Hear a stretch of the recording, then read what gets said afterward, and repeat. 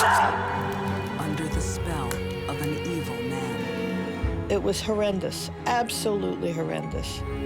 Charles Manson turns hippie girls into bloodthirsty killers. I think she really enjoyed writing in the blood of her own murder victim. A vulnerable single mom falls for the wrong guy. Who would have thought a woman could commit a crime so brutal? And a dark devotion leads to sadistic child murders. This little girl screaming for a mummy and asking to go home. It was awful. These are deadly women who don't act alone. They're under an evil influence.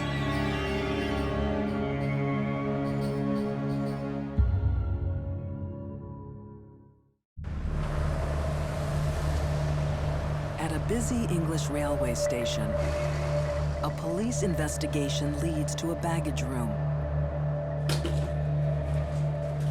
Inside an ordinary suitcase, horrifying secrets. In it, there was a gun, a kosh, various sex magazines, a copy of Mein Kampf. But the most damning and most important piece of evidence was a tape, a 1/4-inch reel tape.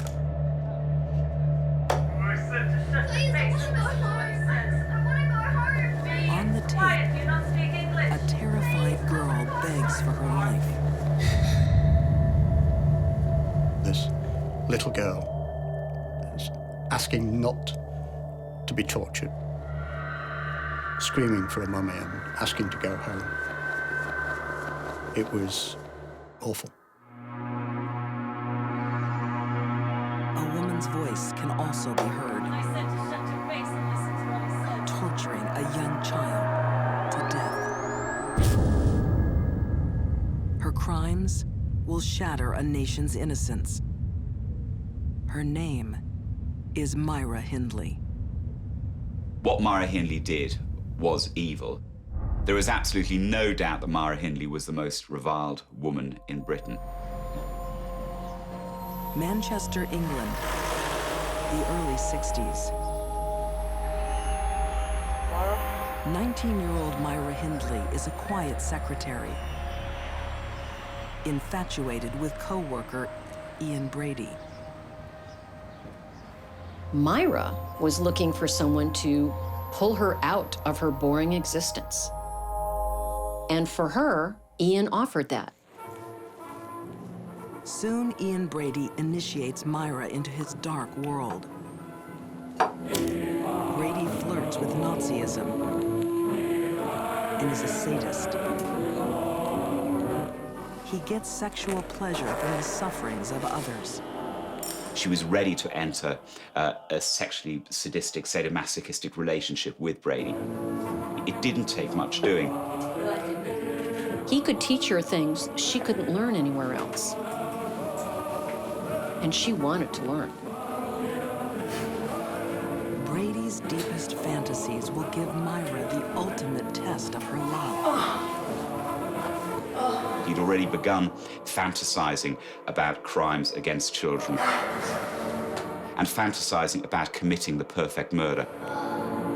What he needed was someone to help him act that out, and that person was Myra Hindley. Myra made the leap from sadistic sexual fantasies to reality because she wanted to please Ian, and she wanted to show Ian how adventurous she was. They became, in a way, a sort of Bonnie and Clyde couple. Each lived for the other. As a young Manchester journalist, Clive Entwistle wrote about Myra Hindley. She was desperate to fulfill his fantasies, his needs. She was frightened, I suspect, of rejection by him. On a cool Friday night, a teenage girl heads to a local dance.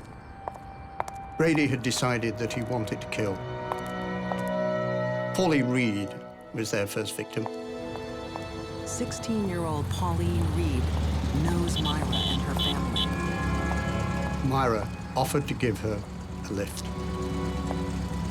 and said to her in the vehicle, "By the way, I've lost the glove on the moors. Would you like to come with me and help me look for it?"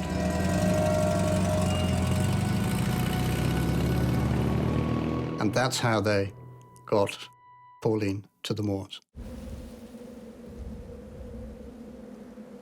The moors above Manchester were a special place for Ian Brady and Myra Hindley. They'd picnic there together. They'd have sex there. It was a very, very important place to them. Tonight, it's Pauline's time to die here.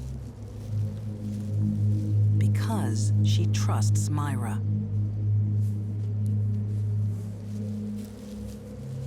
Ian Brady was awkward. He was not the kind of person a child would trust. There's no way they'd have got into a car with him. Without Myra, he would never have become the mass killer that he did.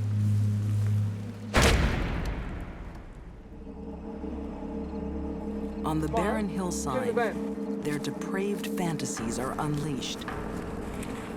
Pauline is brutally raped, tortured, and murdered.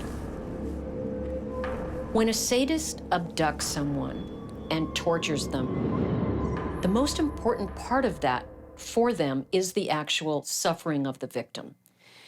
The moaning, the crying. Criminal profiler Candace DeLong knows what drives a sadistic killer. By the time the victim finally becomes unconscious, oftentimes what we see is that is when the offender kills them, and kills them quickly. For them, the party's over. Under his wicked spell, Myra silently watches her lover until Pauline's body is completely buried.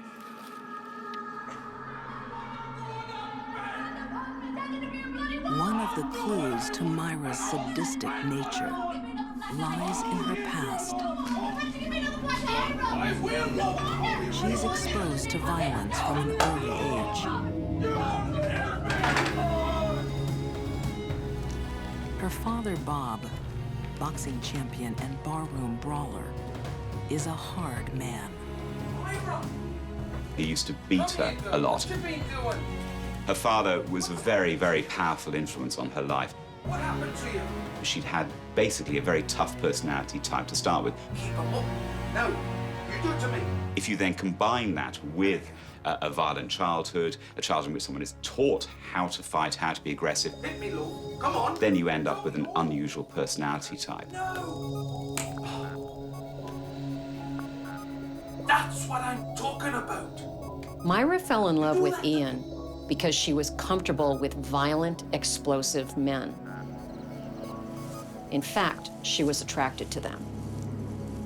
For her, Ian equaled daddy, and she always wanted daddy's love.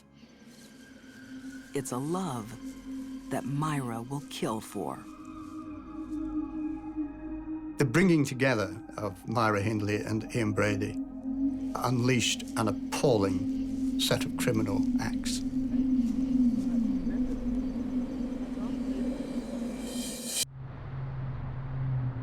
In Manchester, England, a young teenage girl has been kidnapped, sexually tortured, and murdered. The fact that children were being abducted and killed was incomprehensible to the ordinary man and woman in the street. Even more shocking, one of the killers is a woman in the thrall of a dangerous man. Myra may have gone through her life and never been a sadistic person, but once she hooked up with someone and fell in love with him, and that was his idea of how life would be, it was hopeless. Myra Hindley herself admitted that if she hadn't been there, Ian Brady wouldn't have been able to kill. So without Myra, these crimes wouldn't have happened. Out on the lonely English moors, Myra has collected another victim, a young boy, to satisfy her lover's sexual fantasies. Keith was a lad, a cheeky little lad, who liked to go out and have fun. 12-year-old Keith Bennett is one of 4 children Myra and Ian will bury here.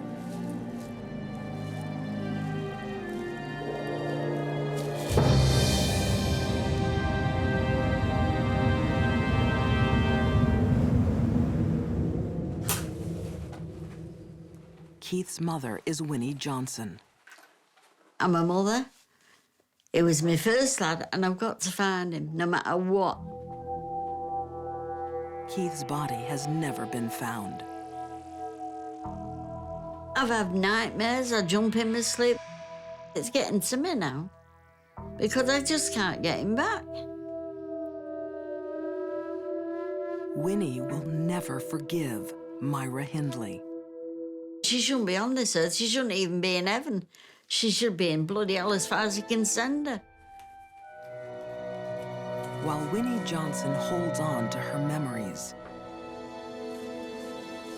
Myra and Ian create their own.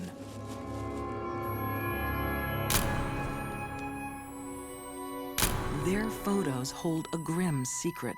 Myra, you ready? A tiny body lies beneath Myra's feet. Myra and Ian returned to the crime scenes. The question is, why are they returning? In the case of a sadist, they return to relive the memories.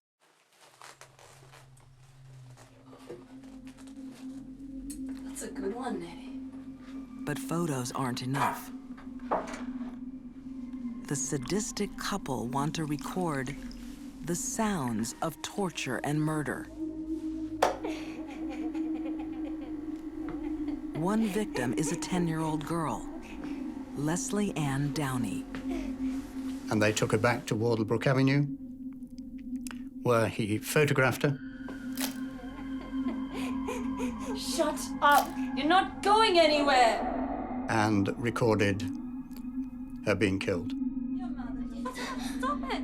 You're gonna make him mad. You wanna make him mad? With an audio tape, he could relive the screaming, the begging, the pleading, and get turned on all over again.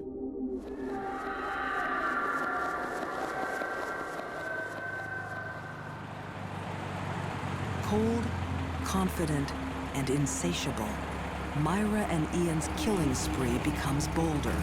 So he started to take these slightly mad risks, if you looked at what had happened before and how carefully planned he'd been. Dirty little bastard. Their next victim, Edward Evans, is invited to his own death This one's been the messiest one yet. in their living room. Evans was 16, 17, and he picked him up in a pub in Manchester. They also invite Myra's brother-in-law, Dave Smith, thinking he'll join them. Smith had no idea. He walked into it totally cold, totally unaware, and suddenly found he was involved in the most horrific scene with blood all over the place, a man's head being smashed in. The killers have taken one risk too many. Hey? Afraid for his life, Dave Smith calls the police. Yes, may I speak to the police?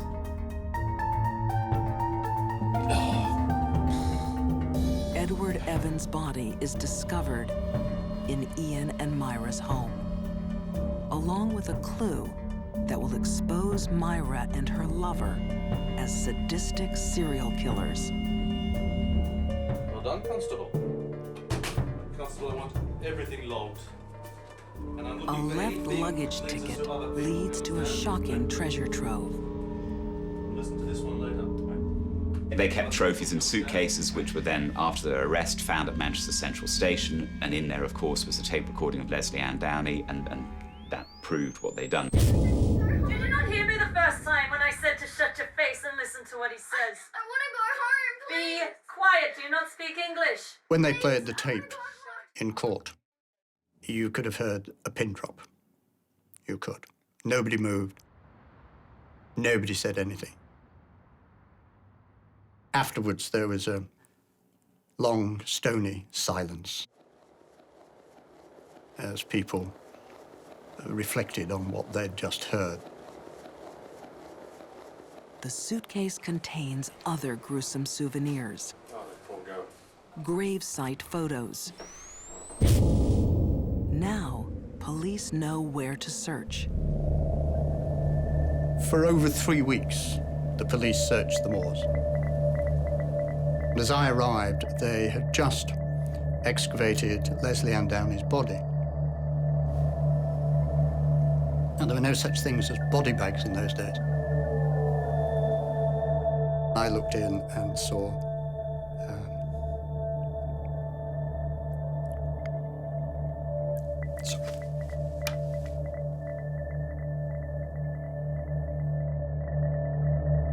Despite their denials, the evidence is overwhelming.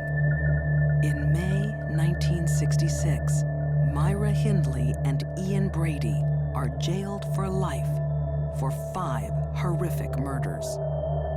Hindley, if she had said, I was under his influence, I was afraid he'd kill me if I didn't carry it out, could probably have ended up giving evidence against Brady and walked free. But she didn't. She just sat, cold-faced, and wouldn't say a word. It takes Myra 20 years to admit to the killings. In 2002, she dies in jail of respiratory failure. After her funeral, Myra Hindley's ashes are scattered over the wild moors, where she and Brady made love and killed. I think it's very difficult to say, was Myra Hindley sick or was she evil?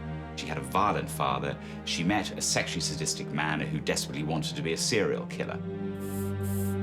All those things came together and made her carry out some evil, appalling crimes.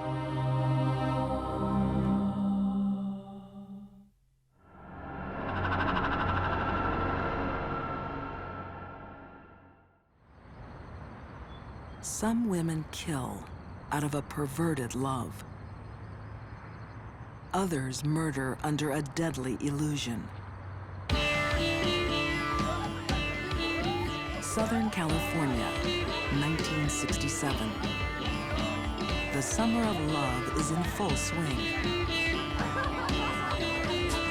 At a hazy hippie party, one man dominates the room. We were all searching for something, and they were searching for something, and they apparently found it in him. Are you ready for a picture? 18-year-old Susan Atkins is drawn to the charismatic stranger playing guitar.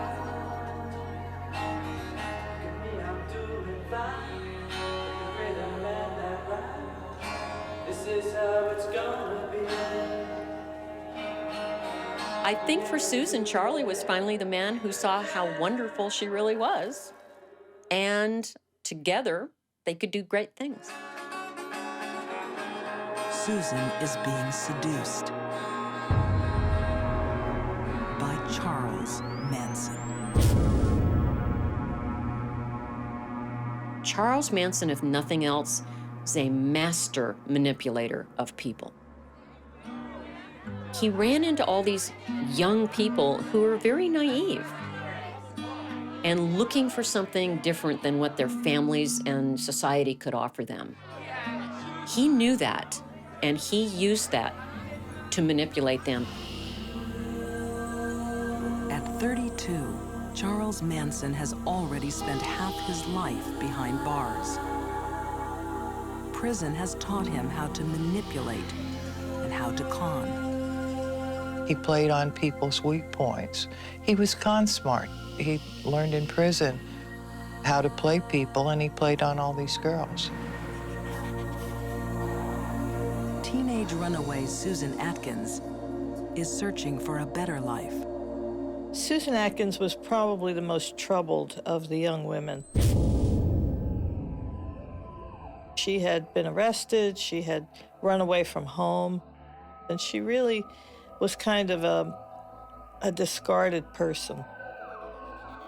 She was looking also for an answer in her life, and it came from Manson.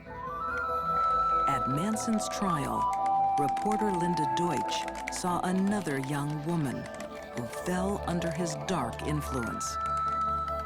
Patricia Krenwinkle was she was kind of a lost soul when Charlie Manson found her. She had had some drug problems, and as she would tell it, she met this magical man who played a guitar and who lured her into his spell. She comes across a man who is an expert at manipulating women. She didn't stand a chance. All those watchers, we don't need them. Tom isn't needed. See, everything's a play act. Everything's like a movie. I want you guys. Charles Manson used a few things to influence and control the people that eventually became his family. Tom isn't needed. One of them was drugs. Another one was he fed into the part of their ego that needed someone to accept them and to guide them. The other thing he used was the permissive attitude at the time. Manson uses mind control. He's been in there too long. Say it, Kate.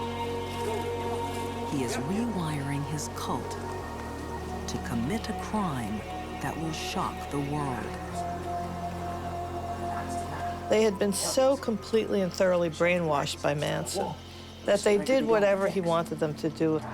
Take it down. Destroy everything. His followers must murder and show no mercy. I'm not gonna give you any mercy, bitch! Los Angeles, August 1969. On a hot summer's night, a bloody chapter in history is about to be written by Charles Manson. The Manson murders were the most shocking crimes that had hit Los Angeles.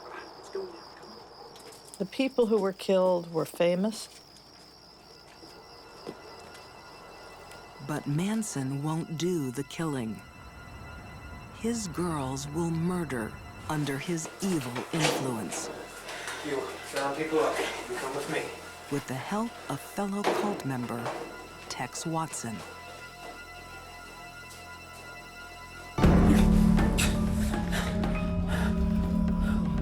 Tex is a college football star. What are you here for? Who are you? The devil. Tonight, in a mansion high in the Hollywood Hills, he's the devil.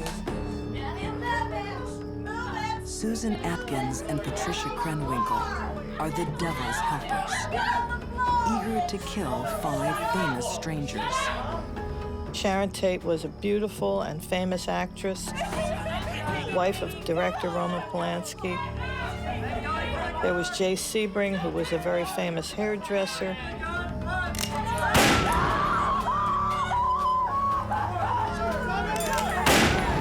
Abigail Folger, who was an heiress to a coffee fortune.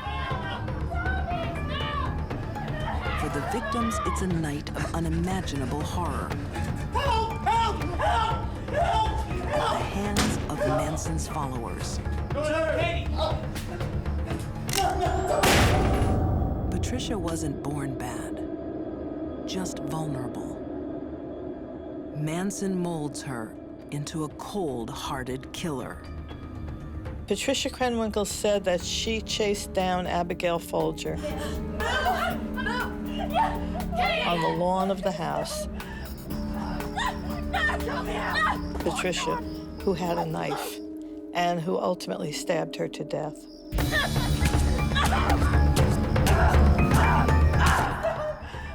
Susan saves actress Sharon Tate to last. It was quite chilling, quite unbelievable. No, baby! She told of Sharon Tate pleading for her baby's life. No, I'm not gonna give you any mercy, bitch! And said that she told her, "Shut up, I don't want to hear about it."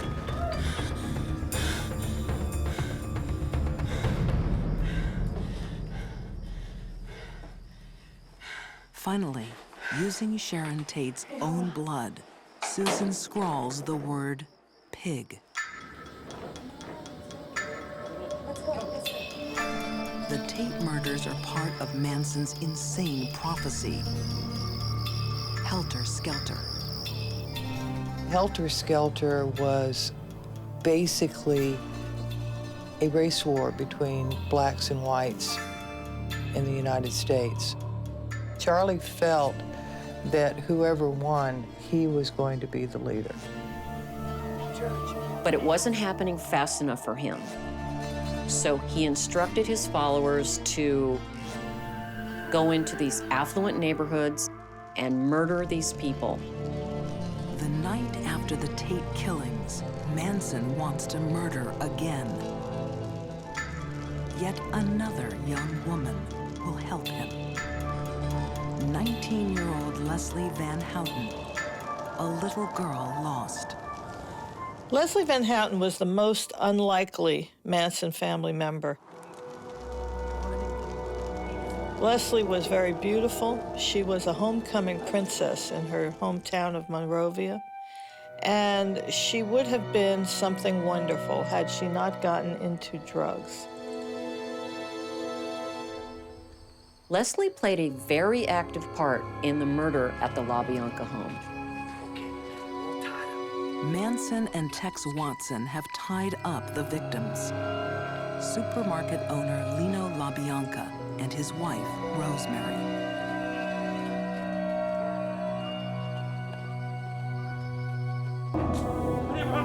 Manson wants to trigger a race war by making it appear that African Americans are slaughtering wealthy white victims.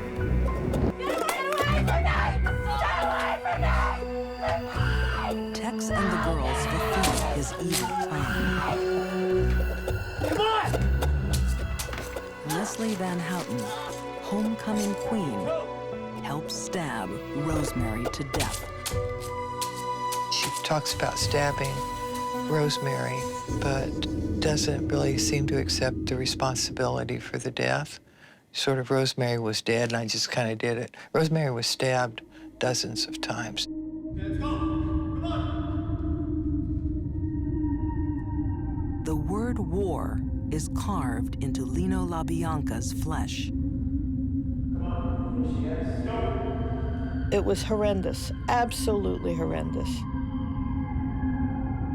Once again, bloody words are smeared to spark a race war.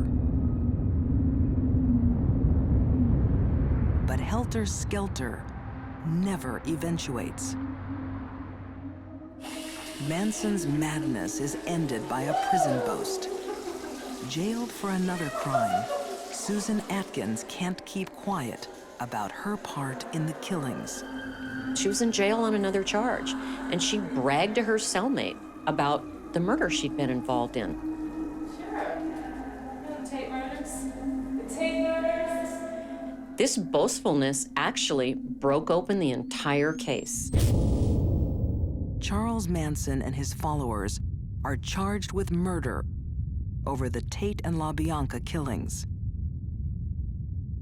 When he was on the stand, he said that he had learned something important in prison. He had learned to tell people what they wanted to hear about themselves. And that was his magic. If you wanted to hear you were beautiful, he told you were beautiful. If you wanted to hear you were smart, he told you were smart. That was how he lured people into his web. In April 1971, Charles Manson, Leslie Van Houten, Susan Atkins, and Patricia Krenwinkle are sentenced to death. But the death penalty was outlawed shortly after, and all of the sentences were commuted to life. Behind bars, the women are finally freed of Manson's mind control. Well, all of them were remorseful in the end. I think that once they were isolated from Manson, They basically detoxed in prison from this brainwashing they had been under. It's very sad to see how many lives were wasted, let alone the murder victims. These women are rotting away in prison because they allowed themselves to be influenced by Charles Manson.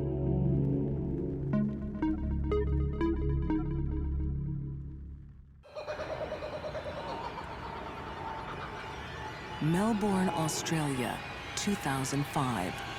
A summer's day full of promise shines down on a car full of dark secrets. There was a rancid smell coming from the car. It was quite a warm day. The abandoned vehicle arouses the suspicions of a park worker. Inside the trunk, a grisly find. No one could have heard her cries for help. She had no chance. There's another surprise. After 5 days locked in the trunk, the woman is still alive. Hello? Hello, can you hear me? Hello? I couldn't believe that she was alive, but she was.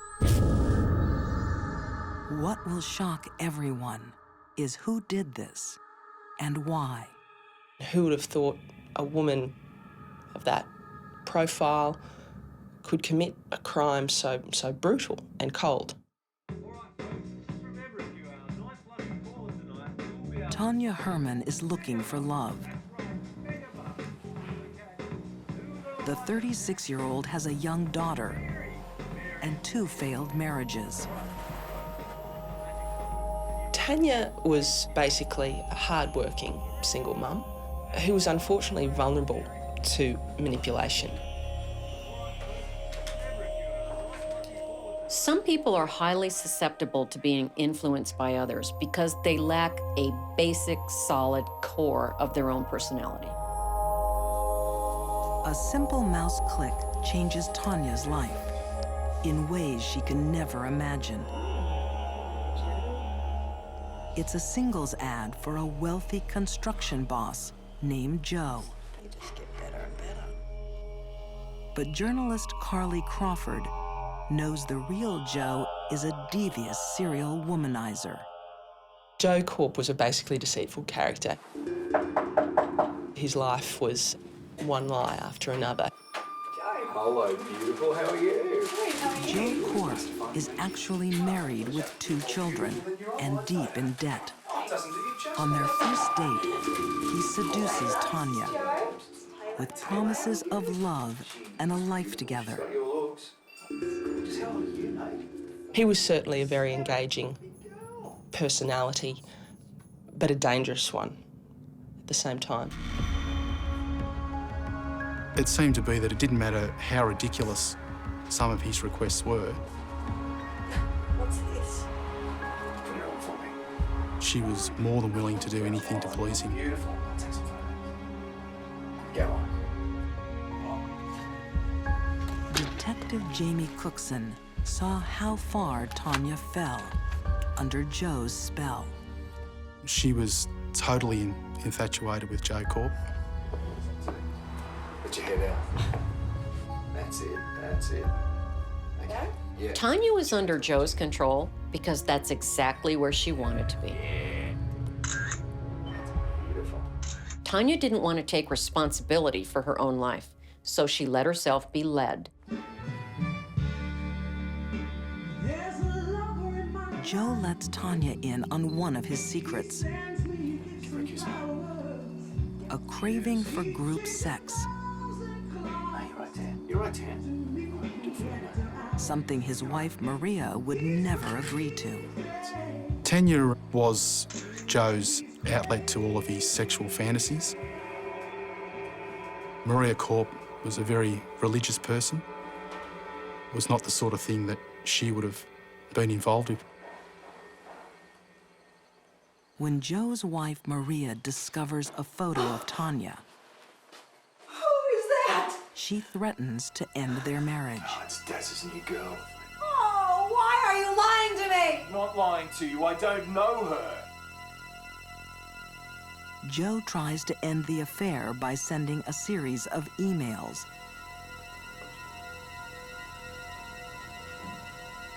Faking his own death.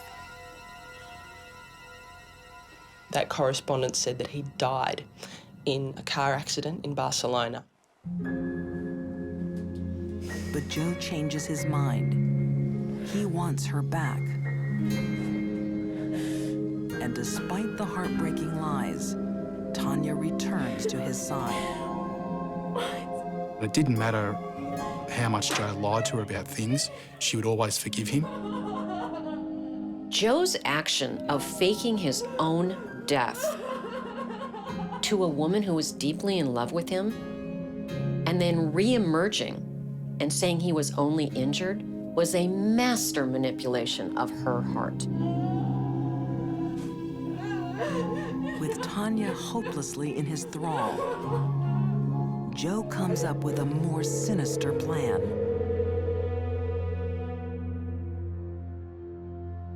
He wants his wife, Maria, to die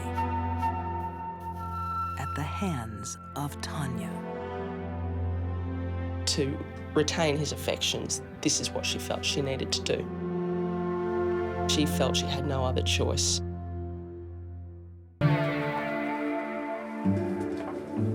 In Melbourne, Australia, Joe Korp has lust in his heart and death on his mind. He wants his mistress, Tanya Herman, to kill his wife, Maria. Joe obviously saw a way of keeping the money and keeping the house and keeping the girlfriend and having all of his fantasies fulfilled, basically having his cake and eating it too. But the only thing that was in the way there was Maria. Joe plans everything down to the last detail. A swimming cap to prevent Tanya leaving hairs at the scene, and a bag strap to choke his wife to death.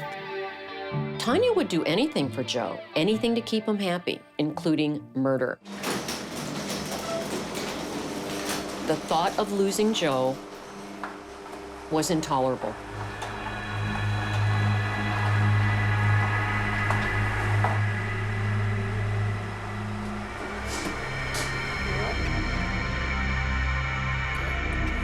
Joe Korp lets Tanya into his garage to lie in wait for Maria. His chilling, parting words. And don't let the bitch come out of here alive.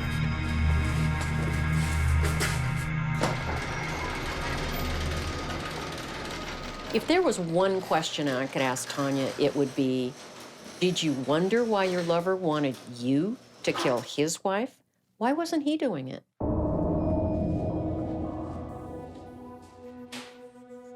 Maria came out to get into her car in the garage to go to work as she normally did every other day.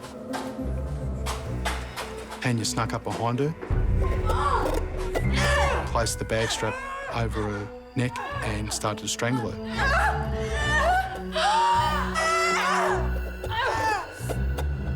Tanya described a feeling of detachment at this time. She felt like she was an outsider watching this horrific spectacle unfold before her. All that changed when Maria fell to the ground. Blood came out of her mouth. And Tanya suddenly had the shocking realisation that this is real. This woman is dead. Scared, alone, Tanya's only thought is to get rid of her victim. Joe told her to dump Maria's body as far away from their home as possible.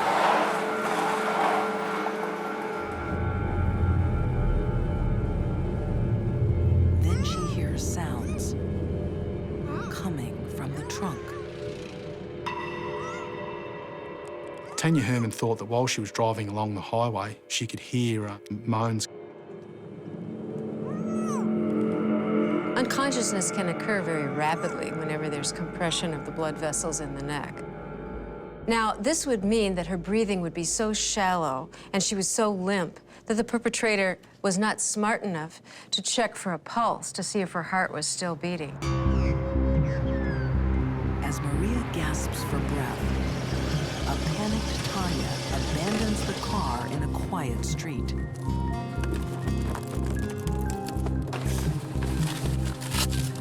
Tanya Herman was manipulated, yes, but it doesn't excuse what she did. She killed a woman in cold blood. She knew what she was doing, and she took steps to cover up the crime. But Tanya's obsessive love has blinded her to other risks. Joe had an alibi. He was at work when the crime took place. Tanya had no such alibi. Joe didn't supply her with one. As police close in, Hey, come over here, quick! Joe becomes a prime suspect. He blames Tanya for the murder. She was shocked. Joe would never say that. He's prepared to testify and he's prepared to stand up in court and say She felt betrayed, and she washed her hands of Joe from that moment. Tanya murdered for love. Now she realizes that Joe's love is a lie. I conducted an interview with her and she totally confessed to the whole thing. I'm so sorry. I'm so sorry. She realised that she'd been Joe Korp's patsy and that he was going to blame the entire thing on her and walk away free. So the love that she once had for him was well and truly gone by that stage. Tanya Herman and Joe Korp are charged with attempted murder. Maria Korp never wakes from her coma and dies 5 months later. On the day of Maria Korp's funeral, Joe attended the funeral. Later that night, he took a bag of ropes and personal diaries to his shed. And he hung himself. Once Maria had died, we were going to upgrade the charges from attempted murder to murder against Joe Korp. So he took the coward's way out and committed suicide. Tanya Herman is left to suffer the consequences of her actions. In July 2006, she is sentenced to 12 years in jail. In many ways, there are two victims in this story. One was Maria Korp, the other was Tanya Herman. I think it's safe to say that had she not met Joe Korp, she would not be in jail now. When these women were asked to kill, they all said yes. Myra Hindley slaughtered innocent children to satisfy her lover's perverted bloodlust. Charles Manson's women went on a bloody rampage, their minds in the grip of an evil preacher. And Tanya Herman took another life, believing it would better her own. These deadly women all became killers under an evil influence.